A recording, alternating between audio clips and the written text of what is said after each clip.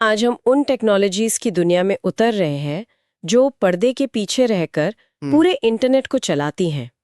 कभी सोचिए, जब आप नेटफ्लिक्स पर कोई शो प्ले करती हैं तो आपके उस एक क्लिक से लेकर वीडियो के शुरू होने तक पर्दे के पीछे हजारों छोटी छोटी सर्विसेज एक दूसरे से बात करती हैं। ये सब होता कैसे है, मतलब इतनी तेजी से? और यहीं पर आज का हमारा विषय जीआरपीसी यानी गूगल रिमोट प्रोसीजर कॉल्स सामने आता है। ये एक तरह से वो गोंद है जो आज की मॉडर्न सॉफ्टवेयर की दुनिया को एक साथ जोड़कर रखता है। हमारे पास जो सोर्स है वो गो लैंग्वेज का इस्तेमाल करके एक आरपीसी एप्लीकेशन बनाने पर एक बहुत ही प्रैक्टिकल तकनीकी अध्याय है। तो आज का हमारा मिशन एकदम साफ है। हम ये समझना चाहते हैं कि ये जीआरपीसी आखिर है क्या, ये जो पारंपरिक सिस्टम है उनसे इतना बेहतर क्यों है, और एक डेवलपर के तौर पर इसे इस्तेमाल करने का अनुभव कैसा होता है। हम सिर्फ थ्योरी की बात नहीं करेंगे, बल्कि कोड के उदाहरणों में भी गोता लगाएंगे। बिल्कुल। और हम इस क्यों पर खास ध्यान देंगे। क्यों नेटफ्लिक्स और सिस्को जैसी कंपनियां, जहां हर मिलीसेकंड कीमती है, इस टेक्नोलॉजी पर इतना भरोसा करती हैं। सोचिए, नेटफ्लिक्स के अंदर हजारों सर्विसेज हैं जो लगातार बात करती हैं। कौन सा यूजर है, उसकी हिस्ट्री क्या है, उसे क्या रिकमेंड करना है। इस स्केल पर अगर हर बातचीत में कुछ मिलीसेकंड भी बचते हैं तो उसको असर जबरदस्त होता है। ठीक है, तो चलिए शुरुआत करते हैं। रिमोट प्रोसीजर कॉल मतलब आरपीसी, ये कॉन्सेप्ट तो नया नहीं है। मुझे याद है 80s और 90s में कॉर्बा और डीकॉम जैसे सिस्टम्स हुआ करते थे। काम तो वो भी यही करते थे। हाँ, काम वही था। एक कंप्यूटर पर चल रहे प्रोग्राम को दूसरे कंप्यूटर पर मौजूद फंक्शन को कॉल करने की इजाजत देना। तो फिर जीआरपीसी ने ऐसा क्या अलग कर दिया जो ये इतने पॉपुलर हो गए? आपने बहुत अच्छा सवाल उठाया है। वो जो पुराने सिस्टम्स थे वो बहुत शक्तिशाली थे, पर बहुत जटिल और भारी भरकम भी थे। उन्हें सेटअप करना एक बहुत बड़ा काम होता था। जीआरपीसी का जन्म हुआ है क्लाउड और माइक्रो सर्विसेज के दौर में। गूगल ने इसे 2015 में ओपन सोर्स किया और इसका सबसे बड़ा दांव एक मॉडर्न टेक्नोलॉजी पर था, HTTP2। HTTP2, हाँ, मैंने सोर्स में इसके बारे में पढ़ा है। यही जीआरपीसी की परफॉर्मेंस का राज है। दो शब्द बार बार आते हैं, मल्टीप्लेक्सिंग और हेडर कंप्रेशन। क्या हम इन्हें आसान भाषा में समझ सकते हैं? जरूर। इसे ऐसे समझिए कि पुराना HTTP 1.1 एक सिंगल लेन वाली सड़क की तरह था। अगर आपको 10 फाइलें चाहिए तो या तो 10 अलग-अलग कनेक्शन बनाओ या एक ही कनेक्शन पर एक के बाद एक फाइलें मंगवाओ। और अगर एक फाइल धीमी हुई तो बाकी सब उसके पीछे अटक जाती थी। इसे ही हेड ऑफ लाइन ब्लॉकिंग कहते हैं। मतलब एक धीमे ट्रक के पीछे पूरा ट्रैफिक जैम हो जाता था। बिल्कुल सही। HTTP2 इस सड़क को एक मल्टी लेन हाईवे में बदल देता है। एक ही कनेक्शन के अंदर कई सारी वर्चुअल लेन्स बन जाती हैं। अब आप एक ही कनेक्शन पर एक साथ कई रिक्वेस्ट भेज सकते हैं और उनके रिस्पॉन्स किसी भी क्रम में वापस आ सकते हैं। कोई किसी को ब्लॉक नहीं करता। वाह, इससे तो लेटेंसी बहुत कम हो जाती होगी। बहुत ज्यादा। और सोर्स में एक और कमाल का फैक्ट दिया गया। वो बाइनरी फॉर्मेट वाला। हाँ, जीआरपीसी जिस बाइनरी फॉर्मेट का इस्तेमाल करता है वो टेक्स्ट बेस्ड जेसन की तुलना में लगभग 1.5 गुना छोटा होता है। ये सुनने में शायद ज्यादा ना लगे, लेकिन जब आप लाखों रिक्वेस्ट प्रति सेकंड की बात कर रही हो तब ये बहुत बड़ा अंतर पैदा करता है। और ये सिर्फ साइज की बात नहीं है। कंप्यूटर के लिए बाइनरी डेटा को पढ़ना टेक्स्ट को पार्स करने से कहीं ज्यादा तेज होता है। तो आपको दोगुनी बचत मिलती है, कम नेटवर्क बैंडविड्थ और कम सीपीयू का इस्तेमाल। और जैसा कि सोर्स में बताया गया है, ये सिर्फ गो तक सीमित नहीं है।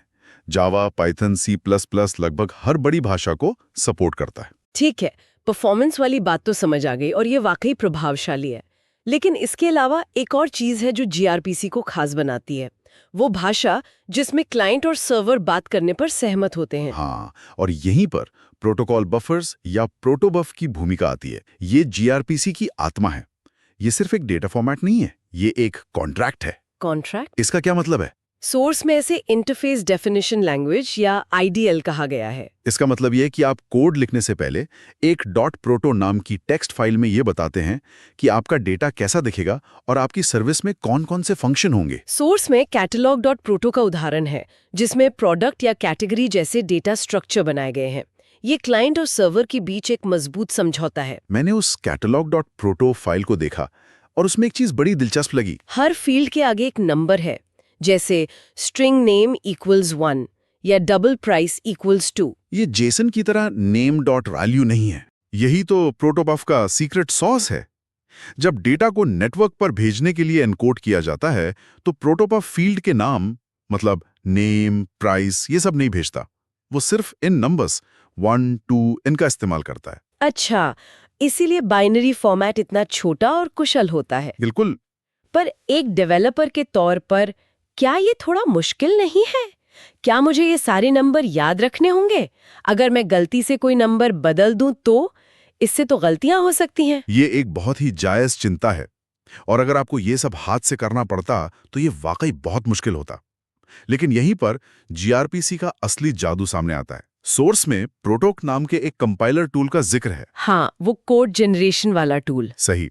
आप उसे अपनी डॉट प्रोटो फाइल देते हैं और वो आपकी चुनी हुई भाषा जैसे गो, जावा या पाइथन में सारा का सारा नेटवर्क कोड और डेटा स्ट्रक्चर अपने आप जनरेट कर देता है। मुझे याद है जब मैंने पहली बार ऐसा कोई टूल इस्तेमाल किया था तो लगा था जैसे कोई जादू हो गया हो। वो सारा बॉयलर प्लेट कोड, डेटा को बाइट्स में बदलना, नेटवर्क पर भेजना, एरर हैंडलिंग जो लिखने में घंटों लगते, वो एक कमांड से तैयार हो गया। बिल्कुल। आपको इन नंबर्स को याद रखने की जरूरत ही नहीं है। आप जनरेट हुए कोड में प्रोडक्ट डॉट गेट नेम या प्रोडक्ट डॉट सेट प्राइस जैसे फंक्शन इस्तेमाल करते हैं। प्रोटोकॉल कंपाइलर ये पक्का करता है कि क्लाइंट और सर्वर दोनों एक ही भाषा बोल रहे हैं। अगर आप डॉट प्रोटो फाइल में कोई ऐसी चेंज करते हैं जो पुराने क्लाइंट के साथ संगत नहीं है तो आपको कंपाइल करते समय ही एरर मिल जाएगा। प्रोडक्शन में जाकर कुछ फटेगा नहीं। हाँ, ये सिस्टम को बहुत मजबूत बनाता है। सोर्स में जो catalog.pb.go और catalog.grpc.pb.go फाइलें हैं वो इसी प्रक्रिया का नतीजा है। ठीक है, तो अब हमारे पास एक मजबूत कॉन्ट्रैक्ट है, डॉट प्रोटो फाइल और उससे जनरेट हुआ कोड भी है। अब देखते हैं कि ये एक्शन में कैसा दिखता है। सोर्स में हेलो वर्ल्ड का एक सरल उदाहरण है जो एक अच्छी शुरुआत है। हाँ, वो यूनिरी आरपीसी का क्लासिक उदाहरण है। क्लाइंट एक से हेलो फंक्शन कॉल करता है, एक रिक्वेस्ट भेजता है और सर्वर एक रिस्पॉन्स वापस भेजता है। वेब की दुनिया में ये एक सामान्य गेट रिक्वेस्ट जैसा है। लेकिन असली मजा तो प्रोडक्ट कैटलॉग वाले उदाहरण में है जो कहीं ज्यादा दिलचस्प है। सोर्स के कोड में क्लाइंट के पास प्रिंट प्रोडक्ट्स, रिकॉर्ड प्रोडक्ट्स जैसे कई फंक्शन है। ये सिर्फ एक रिक्वेस्ट रिस्पॉन्स से कहीं ज्यादा है। हाँ, ये जीआरपीसी की स्ट्रीमिंग क्षमताओं को दिखाते हैं और यहीं पर यह पारंपरिक रेस्ट एपीआईज को बहुत पीछे छोड़ देता है। पहला है सर्वर स्ट्रीमिंग, जिसका उदाहरण प्रोडक्ट लिस्ट फंक्शन है। इसे एक यूज केस से समझते हैं। मान लीजिए मैं एक ई-कॉमर्स ऐप बना रही हूँ। यूजर इलेक्ट्रॉनिक्स कैटेगरी पर क्लिक करता है जिसमें हजारों प्रोडक्ट्स हैं। अगर मैं एक पारंपरिक रेस्ट एपीआई का उपयोग करूं तो सर्वर मुझे एक बहुत बड़ा जेसॉन ऑब्जेक्ट भेजेगा जिसमें हजारों प्रोडक्ट्स होंगे। और आपका ऐप तब तक फ्रीज हो जाएगा जब तक वो पूरा डेटा डाउनलोड और पार्स नहीं हो जाता। बिल्कुल। लेकिन जीआरपीसी के सर्वर स्ट्रीमिंग के साथ क्लाइंट एक रिक्वेस्ट भेजता है, मुझे इलेक्ट्रॉनिक्स कैटेगरी के प्रोडक्ट्स दो। सर्वर एक ही बार में सब कुछ नहीं भेजता, वो एक कनेक्शन खुला रखता है और प्रोडक्ट्स को एक एक करके एक स्ट्रीम में भेजता है। अच्छा, तो जैसे ही पहला प्रोडक्ट आता है मेरा ऐप उसे स्क्रीन पर दिखा सकता है, फिर दूसरा, फिर तीसरा। यूजर को इंतजार नहीं करना पड़ता और ऐप बहुत ज्यादा रिस्पॉन्सिव महसूस होता है। यही इसका फायदा है। और रिकॉर्ड प्रोडक्ट इसका ठीक उल्टा है, यानी क्लाइंट स्ट्रीमिंग। इसका क्या प्रैक्टिकल इस्तेमाल हो सकता है? सोचिए आपको बहुत सारी तस्वीरें या एक बड़ी वीडियो फाइल अपलोड करनी है, या कोई आईओटी डिवाइस है जो लगातार सेंसर डेटा जैसे तापमान भेज रहा है। इन मामलों में क्लाइंट डेटा को छोटे छोटे टुकड़ों में एक स्ट्रीम में सर्वर को भेजता है। सर्वर सारे टुकड़े मिलने का इंतजार करता है और जब स्ट्रीम खत्म हो जाती है तब एक ही बार में एक कंफर्मेशन मैसेज भेजता है। और फिर आता है सबसे शक्तिशाली mode, by directional streaming. Product chat function इसका उदाहरण है। ये असल में खुली बातचीत की तरह है। क्लाइंट और सर्वर दोनों एक ही कनेक्शन पर एक ही समय में जब चाहें तब एक दूसरे को मैसेज भेज सकते हैं। ये तो उन एप्लीकेशंस के लिए गेम चेंजर होगा जहां रियल टाइम कम्युनिकेशन की जरूरत होती है। बिल्कुल, जैसे online multiplayer games, Google Docs जैसे कोलैबोरेटिव एडिटिंग टूल्स या एक लाइव स्टॉक ट्रेडिंग डैशबोर्ड। इन सब में यही टेक्नोलॉजी काम आती है। सोर्स में सर्वर साइड के कोड का भी विस्तार से जिक्र है। कैटलॉग सर्वर नाम का एक स्ट्रक्ट है जिसमें गेट प्रोडक्ट और प्रोडक्ट लिस्ट जैसे मेथड्स लागू किए गए हैं। हाँ, वो दिखाता है कि डेवलपर को जनरेट हुए इंटरफेस को कैसे लागू करना है और अपना बिजनेस लॉजिक कहाँ लिखना है। और उसमें एक छोटा लेकिन बहुत महत्वपूर्ण फंक्शन है, लोड प्रोडक्ट स्पेक्स। वो जो जेसन फाइल से डेटा लोड करता है। हाँ, ये एक बहुत ही प्रैक्टिकल बात दिखाता है कि आपको जीआरपीसी इस्तेमाल करने के लिए अपना पूरा सिस्टम बदलने की ज़रूरत नहीं है। आप जीआरपीसी को अपने मौजूदा डेटाबेस या पुरानी लेगेसी सर्विस के ऊपर एक मॉडर्न, तेज एपीआई लेयर के तौर पे भी इस्तेमाल कर सकते हैं। तो इस पूरी चर्चा को समेटते हैं, अगर किसी को इस अध्याय से कुछ मुख्य बातें याद रखनी हो तो वो क्या होंगी? पहली और सबसे ज़रूरी बात, जीआरपीसी आधुनिक हाई परफॉर्मेंस माइक्रो सर्विसेज के लिए बनाया गया है। HTTP2 और बाइनरी सीरियलाइजेशन की वजह से ये पारंपरिक रेस्ट और जेसन से बहुत तेज और कुशल है। दूसरी बात, प्रोटोकॉल बफर्स। ये सिर्फ एक डेटा फॉर्मेट नहीं है, बल्कि एक मजबूत कॉन्ट्रैक्ट है। ये कोड जनरेशन को ऑटोमेट करके डेवलपमेंट को बहुत आसान बना देता है और इंसानी गलतियों की संभावना को कम करता है। और तीसरी और शायद सबसे अनोखी बात, स्ट्रीमिंग। जीआरपीसी सिर्फ एक रिक्वेस्ट, एक रिस्पॉन्स तक सीमित नहीं है। सर्वर स्ट्रीमिंग, क्लाइंट स्ट्रीमिंग और बाई डायरेक्शनल स्ट्रीमिंग, ये सब इसे बहुत लचीला बनाते हैं। और अंत में ये सब गो लैंग्वेज के ठोस उदाहरणों के साथ दिखाया गया है। ये साबित करता है कि गो अपनी बिल्ट इन कंकरेंसी और बेहतरीन नेटवर्किंग लाइब्रेरीज के कारण इस तरह के हाई थ्रूपुट नेटवर्क एप्लीकेशन बनाने के लिए एक शानदार भाषा है।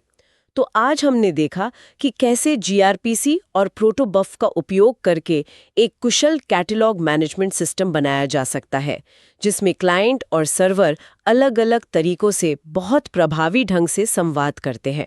और सोर्स के अंत में एक इंटरेस्टिंग संकेत भी है। उसमें लिखा है कि अगले अध्याय में एक वास्तविक सीआरएम यानी कस्टमर रिलेशनशिप मैनेजमेंट एप्लीकेशन बनाने के बारे में बताया जाएगा। और यहीं पर हम आज की चर्चा को एक विचार के साथ समाप्त करते हैं। सोचिए, आज हमने जो बिल्डिंग ब्लॉक्स देखे हैं, बाई डायरेक्शनल स्ट्रीमिंग और कुशल डेटा ट्रांसफर, उनका उपयोग ग्राहक डेटा को मैनेज करने और रियल टाइम में मार्केटिंग कैंपेन चलाने जैसे जटिल सिस्टम में कैसे किया जा सकता है, उस पैमाने पर जहां लाखों कस्टमर्स का डेटा हो। कल्पना कीजिए कि एक मार्केटिंग कैंपेन पिछले हफ्ते के डेटा पर नहीं बल्कि इस बात पर आधारित हो कि ग्राहक अभी वेबसाइट पर क्या कर रहे हैं। उस तरह के सिस्टम के लिए जीआरपीसी की स्पीड और एफिशिएंसी के क्या मायने होंगे?